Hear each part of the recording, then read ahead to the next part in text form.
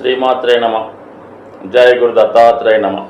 ఈ వీడియోలో మనం తులారాశి వారికి అక్టోబర్ నెల మాస ఫలితాల గురించి తెలుసుకుందాం. మరి తులారాశి వారికి ఈ నెలలో ఉన్నటువంటి గ్రహస్థితి పరిశీలించినప్పుడు ముఖ్యంగా మనకి అక్టోబర్ 16వ తారీఖు వరకు లాభాధిపతిగా ఉన్నటువంటి రవి వ్యయస్థాన సంచారం చాలా వరకు జాతకుడు మీద ఆర్థిక పరమైనటువంటి ఒత్తిడి ఏర్పడే అవకాశం ఉంది. అధికారుల నుంచి ఒత్తిడి, మరి తప్పనిసరి పరిస్థితుల్లో ప్రభుత్వానికి చెల్లించవలసినటువంటి ట్యాక్సులు, పన్నులు, జిఎస్టీ మొదలగునవి తప్పక చెల్లించవలసి ఉంటుంది. ఏదో కారణం వల్ల జాతకుడు హాస్పిటల్ చుట్టూ తిరగడం కానీ, దగ్గర బంధువులకి వైద్యం చేయించవలసి రావడం కానీ జరిగే సూచనలు చాలా వరకు ఈ నెల 16 వరకు ఉంటుంది. 16 తర్వాత రాశిలోకి రవి ప్రవేశించడం వల్ల ఒక విధంగా అదృష్టంగా భావించాలి. ఎందుకంటే లాభాధిపతి రాశిలోకి వచ్చినప్పుడు జాతకుడు సంపాదించే శక్తి పెరుగుతూ ఉంటుంది. అనేక వనరుల ద్వారా జాతకుడు ఆదాయాన్ని సంపాదించే ప్రయత్నం చేస్తాడు. ముఖ్యంగా ప్రభుత్వ పథకాలు మీకు అనుకూలంగా రావడం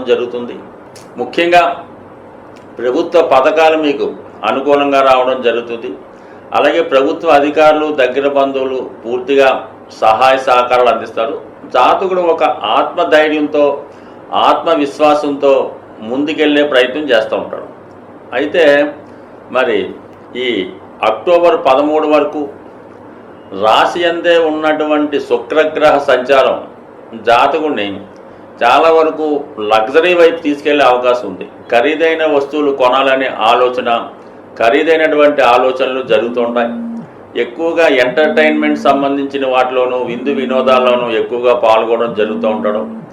ఏదో కారణం వల్ల తరచూ ప్రయాణాలు చేయవలసి ఉంటుంది. బట్ ఏదైనా అక్టోబర్ 13 తర్వాత శుక్రుడు ధనస్థానంలోకి రావడం జరుగుతుంది. అంటే ఒక విధంగా ఒక ఆకస్మిక ధనలాభం రావడం కానీ, ఆకస్మికంగా మీకు గతంలో దూరమైనటువంటి వ్యక్తులు కలుసుకోవడం కానీ, దూరమైన కుటుంబ సభ్యులను కలుసుకోవడం కానీ జరిగే అవకాశం ఉంది. అయితే కుటుంబ విషయాల్లో ఒక విధమైనటువంటి అసంతృప్తి ఏర్పడే అవకాశం ఉంది. కుటుంబ సభ్యుల మధ్య ఇతరుల ప్రమేయాలను కానీ, కొంతవరకు విభేదాలు, ఆలోచనలు ఇబ్బంది పెట్టే అవకాశం ఉంది. అలాగే మీ కుటుంబ వ్యవహారాలు మీకు కొంత అసహనాన్ని, చికాకుని, ఇబ్బందిని కలిగించే అవకాశం ఉంటుంది. కాబట్టి సాధ్యమైనంత వరకు మరి అక్టోబర్ 13 తర్వాత ఆర్థిక విషయాల్లో చాలా జాగ్రత్తగా ఉండవలసి ఉంటుంది. ఇతరుల విషయాల్లో కల చేసుకుండా ఉంటే మంచిది. కొత్తగా పరిచయం అయినటువంటి వాళ్ళ కొంత ఇబ్బందులు కూడా వచ్చే అవకాశం ఉంటుంది. మొత్తం మీద ఇది కొంతవరకు శుక్రుడు రాష్ట్రాధిపతిగా కాబట్టి సెల్ఫ్ మిస్టేక్స్ వల్ల నష్టపోవడం జరుగుతుంటుంది. కాబట్టి కొంతవరకు అది విచక్షణతో, ఆలోచనతో తీసుకునే నిర్ణయం వల్ల కొంతవరకు అన్ని సమస్యలు పరిష్కారం అవుతాయి. అయితే అక్టోబర్ 20 వరకు కుజుడు భాగ్యస్థానంలో సంచరించడం వల్ల, అంటే ధనాధిపతి భాగ్యస్థితి సాధారణంగా జాతకుడికి ఆర్థిక స్థితి చాలా అనుకూలంగా ఉంటుంది. ముఖ్యంగా బాకీలు వసూలవ్వడం, భూముల మీద, స్థిరాస్తుల మీద ఆదాయం పెరగడం, అలాగే మీలో ఉన్నటువంటి ప్రతిభకు తగిన గుర్తింపు వస్తూ ఉంటుంది. అంటే మీ ఒక్క వాక్చాతుర్యంతో ఎంతవారినైనా కన్వీనియన్స్ చేసి మీ పనులు నెరవేర్చుకోవడం జరుగుతుంటుంది. ఫర్ ది సేమ్ టైం సప్తమాధిపతి భాగ్యస్థితిలో ఉన్నప్పుడు ఎలా ఉంటుందంటే జీవిత భాగస్వామికి కొంత ఇంప్రూవ్మెంట్ రావడం జరుగుతుంటుంది. వ్యక్తిగతంగా మీకు కూడా ఒక విదేశ ప్రయాణం కానీ, దూర ప్రాంత ప్రయాణం కానీ చేయవలసి రావచ్చు. అలాగే మీరు ఏదైనా పాస్పోర్టు, వీసా మొదలగు వాటి గురించి కానీ, విదేశ విద్య కొరకు కానీ ప్రయత్నం చేస్తే ఈ సమయంలో ఇంచుమించుగా మనకి అక్టోబర్ 20 లోపు మీ యొక్క కోరిక కూడా నెరవేరే అవకాశం ఉంది. సో అక్టోబర్ 20 తర్వాత ధనాధిపతి దశమ స్థానంలో కుజుడు దిగ్బలుడై లగ్నాన్ని కూడా చతుర్థ దృష్టితో వీక్షిస్తుంటాడు. కాబట్టి జాతకుడు వృత్తిలో చాలా స్ట్రిక్ట్గా ఉంటాడు. తన ప్రతిభకు తగిన గుర్తింపు రావడం జరుగుతుంటుంది. అయితే ఇతరుల జోక్యం కొంతవరకు మీ యొక్క సహనానికి ఇబ్బంది పెడుతూ ఉంటుంది, మీ సహనానికి ఒక పరీక్షలా ఉంటుంది అన్నమాట. అంటే ఇతరుల జోక్యం వల్ల వృత్తిలో మీరు ఇబ్బందులు ఎదుర్కోవడం జరుగుతూ ఉంటుంది. సో ఏదైనా ఎక్కువగా ఈ తులారాశిలో సెలబ్రిటీ రంగానికి చెందిన వారు, టీవీ, సినిమా, మీడియా, టీవీ యాంకర్లు ఇలాంటి ఎక్కువ పేరున్న వ్యక్తులు ఉంటారు కాబట్టి వారికి ఈ సమయంలో వారు వృత్తికి తగిన ప్రోత్సాహం వస్తుంది, మంచి మంచి అవకాశాలు వస్తాయి. గొప్ప వ్యక్తులు మీలో టాలెంట్ను గుర్తించి మీకు మంచి అవకాశాలు ఇవ్వడం కూడా జరుగుతుంటుంది. ఇది ముఖ్యంగా సినిమా రంగం, మీడియా, సాఫ్ట్వేర్ రంగం వాళ్ళకి చాలా అనుకూలించే స్థితి. మరీ ముఖ్యంగా మీకు ఈ నెలలో జరుగుతున్నటువంటి మరో అద్భుతం ఏంటంటే గురుగ్రహం ప్రస్తుతం అష్టమ స్థానంలో ఉంటూ కొన్ని అనుకోని అవమానాలకి, ఫెయిల్యూర్స్కి కారణమైనటువంటి గ్రహం అక్టోబర్ 9 తర్వాత వక్రగమనంలోకి రావడం జరుగుతుంటుంది.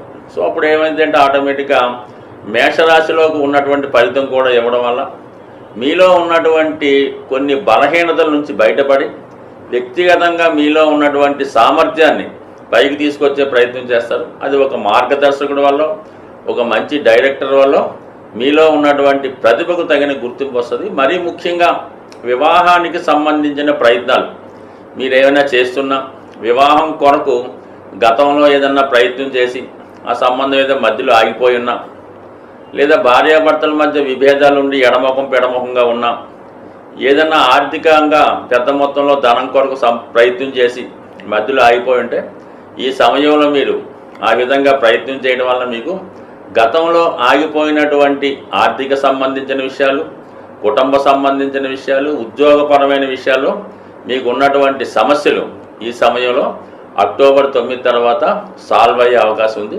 సో 99% ఏమైనా ఉద్యోగంలో ఇబ్బందులు ఉన్నా కూడా మీరు ఈ సమయంలో సాల్వ్ చేసుకోవచ్చు. అయితే ఒక విధంగా ఏర్పడుతున్నటువంటి శనిగ్రహ సంచారం మీకు పంచమ స్థానంలో వక్రగమనం పొందడం వల్ల గతంలో కన్నా ఎక్కువ పని గంటలు పని చేయవలసి ఉంటుంది.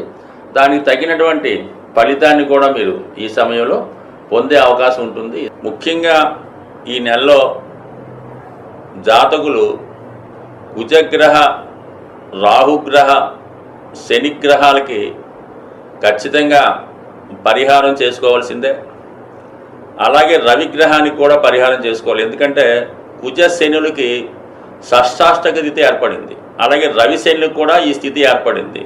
మరి ఇవన్నీ స్థితి వల్ల జాతకుడు కొంతవరకు అనూహ్య సంఘటనలు ఏర్పడడం, ప్రభుత్వం ద్వారా వ్యతిరేకత, ఇలాంటి కొన్ని చికాకులు కలిగే సూచనలు ఉన్నాయి. కాబట్టి మరి వీటి నుంచి బయటపడాలంటే సాధారణంగా ఈ అక్టోబర్ నెలలో మనం అనుకుంటున్నాం. కాబట్టి ఏదైనా ప్రతి ఒక్కరికి కూడా ముఖ్యంగా దేవతల యొక్క అనుగ్రహం ఎంత ముఖ్యమో పితృదేవతల యొక్క అనుగ్రహం కూడా అంతే ఇంపార్టెంట్గా ఉంటుంది.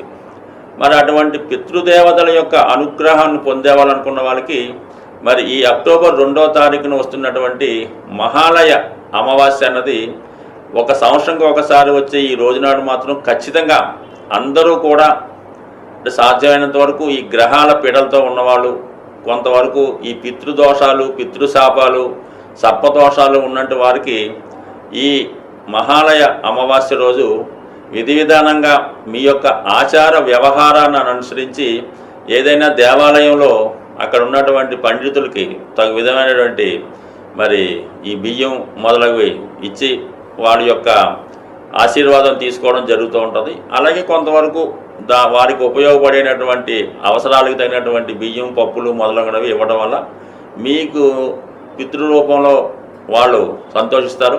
అలాగే ముఖ్యంగా మీరు ఎవరినైతే ఉద్దేశించి చేద్దాం అనుకుంటున్నారో, ఒకవేళ మీ తండ్రి గారు లేదంటే మీ తాతగారు ఎవరు ఉంటారో వారు ఏ వయసులో మరి మీ నుంచి దూరం అయ్యారో ఆ వయసులో ఉన్నవారిని, అంటే ఏ క్యాస్ట్ అయినా పర్లేదు, ఆ వయసులో ఉన్నవారిని ఆ రోజు వీలైతే మీకు కుదిరితే బట్టలు పెట్టచ్చు, కడుపు నిండా భోజనం పెట్టచ్చు. ఈ విధంగా చేయడం వల్ల మరి పితృదేవతల అనుగ్రహం పొందుతారు.